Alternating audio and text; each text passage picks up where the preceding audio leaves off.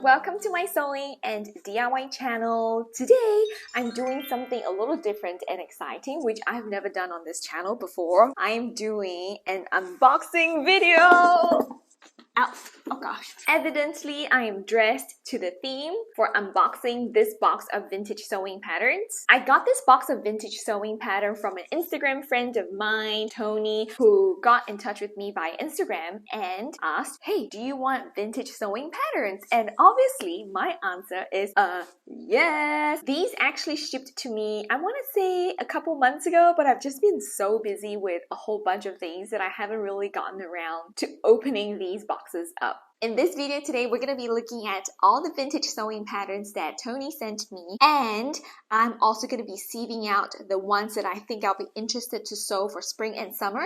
And at the end of the video, I'm going to need your help to vote for the pattern that you would like to see me sew in the next coming weeks or so. And if you would like, you can also guess what years the sewing patterns are from together with me. We have a huge stack of sewing patterns to go through, so let's go!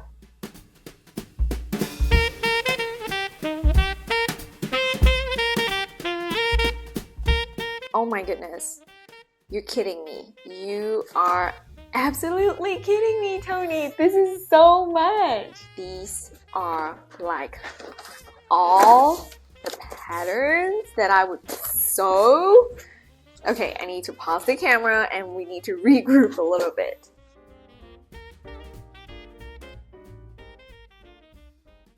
Okay, so I didn't expect that there would be so many patterns. It's a little overwhelming. So I'm only going to be focusing on the vintage ones for the purpose of this video. I wish I had a cup of tea with me right now.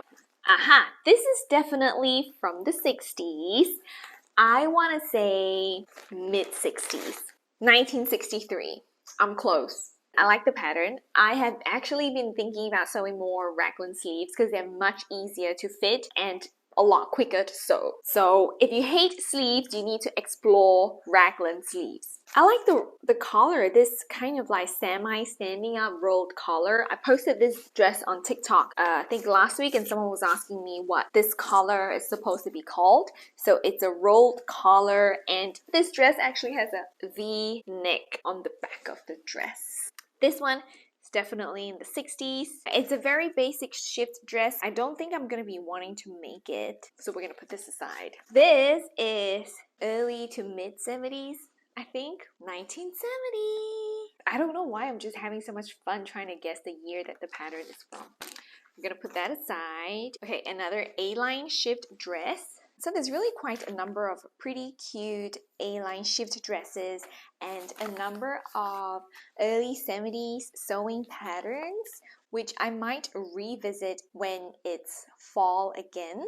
When it comes to spring and summer, my style is mostly a lot more fun and flirty, which is why I like this flared dress. I do want to master a shift dress pattern this year, but I'm just not quite feeling it now.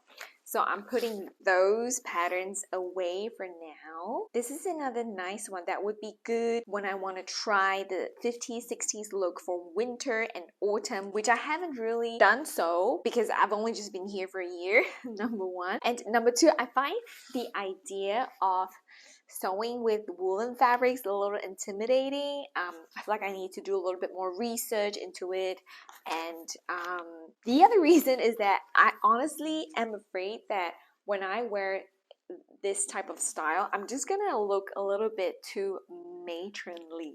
Whoa. This one, early 70s, super cute puff sleeves that's still so trendy right now. So even though it's not quite the regular flared skirt look, the top part with the puffy sleeves and the high collar with a little bit of like the lace trim that you could add still says fun and flirty. So I'm gonna put this to the side. We have a couple more 70s sewing patterns over here now. We have this one here. This one says late 70s. I think I'm gonna guess late 70s because it's got a little, just like a hint of the vibe from the 80s. So let's have a look. 1970. Yes, I still got it. Okay, I'm gonna quit while I'm ahead and stop guessing so much. And this is another 70s pattern, 73. Ooh, now we're moving to 40s, 50s. Well, this reminds me of the walkaway dress. But it says no, but it's not the walkaway dress. It's similar to the walkaway dress, but it's actually something that I haven't seen before. That's interesting. It's a little bit big for me. I'm gonna put this aside because this is interesting. A little bit of history. The first ever YouTube video that I posted is actually a little review of the I think it's called the popover dress. It's similar to the walkaway dress where you kind of have like the dress as one big flat open piece and then you kind of button it to the back or something like that.